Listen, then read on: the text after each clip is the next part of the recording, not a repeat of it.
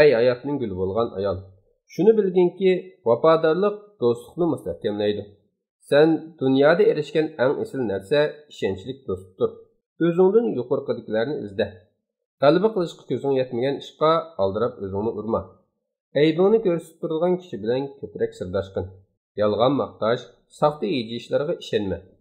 Yana ayollarning do'stligi bilan iqtisodning ko'pligiga ishonib ketma.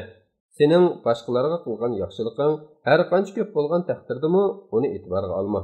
Kishilarning sana qilgan yaxshiligi har qancha oz, oddiy bo'lgan taqdirdami sen uni nazaringdan saqit qilma. Behuda ishlarga achchiqlanma.